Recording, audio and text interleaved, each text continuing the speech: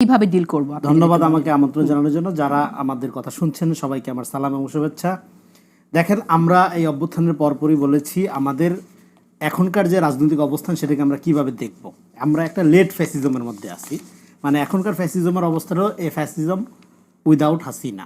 মানে আপনার সমস্ত ইনস্টিটিউশন রয়ে গেছে, সব আমলাতন্ত্র রয়ে গেছে, এবং আওয়ামী লীগের এই আওয়ামীময় যে একটি বাংলাদেশ, হ্যাঁ, এবং আপনার গত 15 বছর ধরে ফ্যাসিবাদের যে সামাজিকীকরণ হয়েছে সমাজে, হ্যাঁ, সেই পুরা অবস্থা বিদ্যমান রয়ে গেছে। বলে এটাকে আমরা বলতেছি একটা লেট ফ্যাসিজমের মধ্যে আমরা আছি।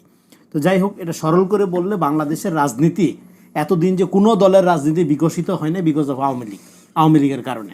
তো এখন আমাদের তাহলে কি লাগবে? তাহলে আমাদের একটা a country without Awami League, এটা স্বপ্ন দেখতে পারতে হবে। এটার মানে কি? মানে হলো আওয়ামী লীগকে সাংগঠনিকভাবে নিষিদ্ধ করে না, যেই রাজনীতির কারণে আওয়ামী লীগ একটা ফ্যাসিস্ট শক্তি আকারে পরীক্ষিত ঐতিহাসিকভাবে, সেই রাজনীতিটা সমাজে ডিরুটেড করতে হবে।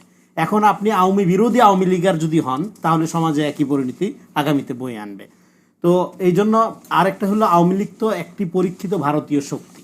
আপনি আওয়ামী লীগকে রাজনৈতিকভাবে কোনো স্পেস দেওয়ার প্রশ্নটার সাথে আপনি ভারতকে আপনার রাজনীতিতে অ্যালাউ করছেন কি না সেই প্রশ্নটা ইমিডিয়েটলি চলে আসবে।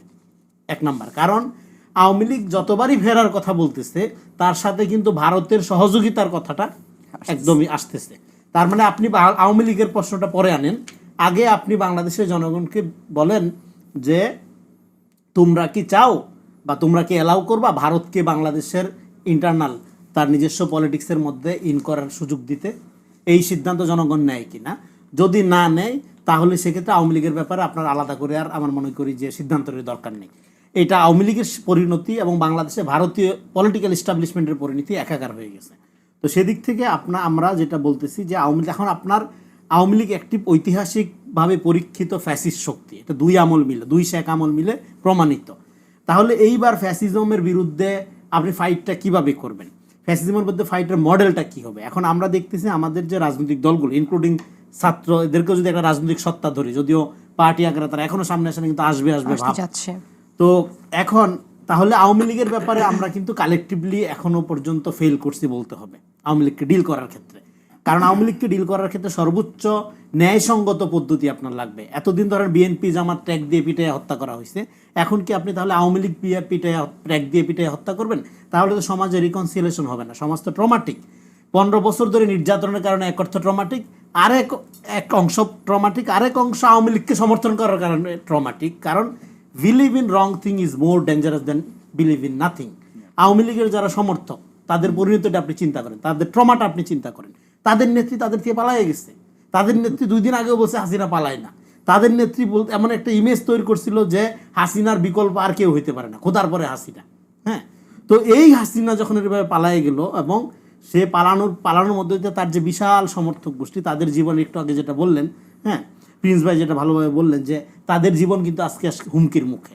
এখন তাহলে পলিটিক্সের এই যে আওয়ামী মডেল, এই যে হেলমেট বাহিনী, এই যে আপনার হাতুড়ি বাহিনী, এর বিরুদ্ধে কিন্তু জেএনজি অভ্যুত্থানটা করছে। তাহলে আওয়ামী লীগ রাজনীতিতে যে আসতে চায়, সে কোন রাজনীতি নিয়ে আসতে চায়? তার মানে সে ভারতের এস্টাবলিশমেন্ট এখানে আবারও প্রতিষ্ঠা করার জন্য আসতে চায়, সে আবারও এখানে ভয়ের সংস্কৃতি করার জন্য আসতে চায়, এবং এই আওয়ামী মডেলটার বাইরে যাওয়ার জন্যই তো আমরা স্ট্রাগল করতেছি। এখন এই যে বিভিন্ন পলিটিক্যাল পার্টিগুলোর মধ্যে যে এক ধরনের আমরা সংঘাত দেখতে পাচ্ছি, বা ধরেন এক ধরনের রেশারেশি দেখতে পাচ্ছি, একজন আরেকজনের দিকে আঙ্গুল তোলা দেখতে পাচ্ছি, এটা বেসিক্যালি রাজনীতির আওয়ামী মডেল থেকে আমাদের বের না হইতে পারার ফল।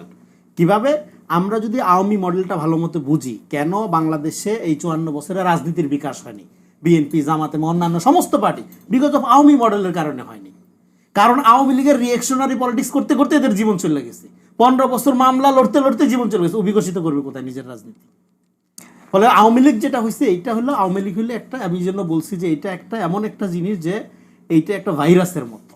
এইটা কোনো রাজনীতি না, ফ্যাসিবাদের কোনো রাজনীতি থাকে না, থাকে একটা দানবীয় সংগঠন, এবং এই সংগঠনটিকে রাখে কতগুলো অলিগার, যেটা হয়েছিল। বলে গণতন্ত্র, আপনি এখন গণতন্ত্র চান, এখন গণতন্ত্রের মধ্যে ফ্যাসিজমকে এক্সেপশন আকারে, মানবাধিকার আকারে, গণতান্ত্রিক অধিকার আকারে পৃথিবীর কোথাও বিবেচনা করা হয় না। এখন যারা এই বিবেচনার কথা বলেন তারা ফ্যাসিবাদও বুঝে না, গণতান্ত্রিক প্রক্রিয়াও বুঝে না।